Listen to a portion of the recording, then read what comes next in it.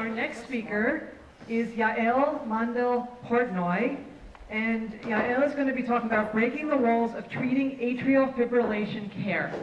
Show of hands, please. How many of you know someone who suffers from heart disease or knew someone who died from heart disease? Up, please, don't be shy. Now look around you. Heart disease is the leading cause of death in the United States, killing one person every 80 seconds.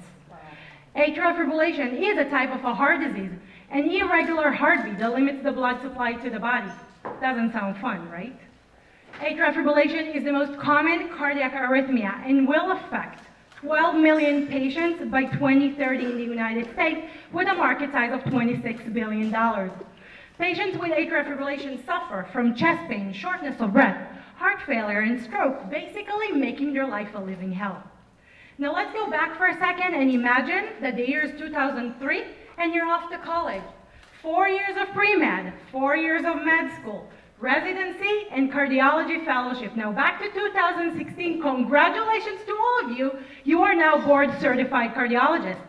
Your 9 a.m. appointment on August 30th is Regina Phalangi, 71 years old female, suffers from hypertension and diabetes, and she's very active. She swims, she plays tennis, she walks the dogs, she goes out with a friend every other night and drinks 2 glasses of Pinot Grigio a week. She comes to you after she was diagnosed with atrial fibrillation, and she's very concerned because she would like to maintain good quality of life. You answer all of her questions, decide on a treatment plan. She walks out the door satisfied, and you wonder to yourself, where would Regina fall on the adverse event spectrum, on the symptoms curve? Would she be among the few luckiest atrial fibrillation patients that can tolerate the arrhythmia well and will have no effect on their quality of life? Or would she be among the majority of atrial fibrillation patients that are now set on a downward trajectory, would be in and out of the hospital, would suffer from severe adverse events, and eventually will be barely able to walk a block and will die? And you wonder to yourself, if only there was a tool that could help us identify which direction Regina is heading. And this is crucial because this would affect completely her treatment plan.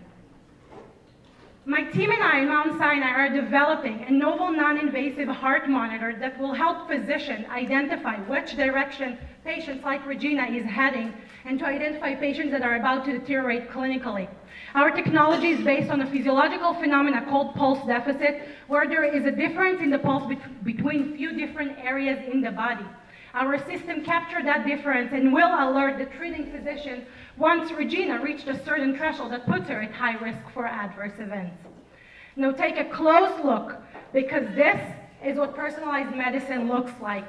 We have this unique opportunity to bring this novel technology to clinical practice and improve the lives of millions of patients. I invite you to become part of it, and together we will break the walls of atrial fibrillation care. Thank you.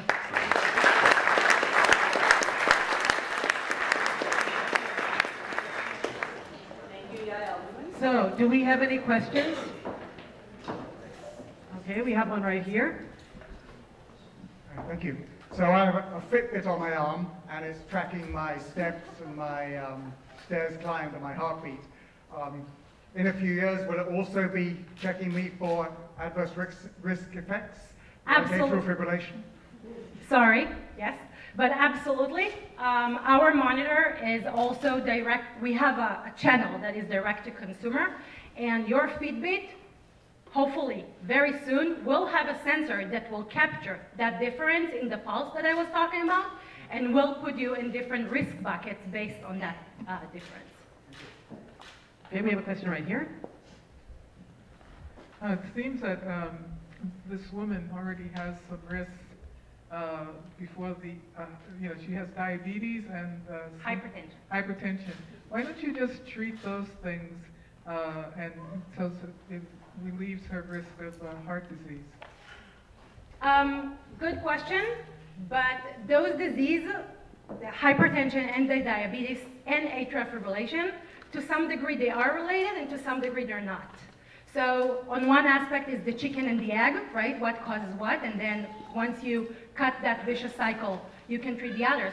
But on a different angle, I mean, they aren't related at all, and atrial fibrillation is older people's disease, and it happens to 10% of the population above the age of 65, regardless of other comorbidities or other diseases that they have. So she will be treated for diabetes and hypertension, for sure, but also for AFib. Okay, we have time for one more question. Do we have any more questions? Okay, if not, thank you, Yael.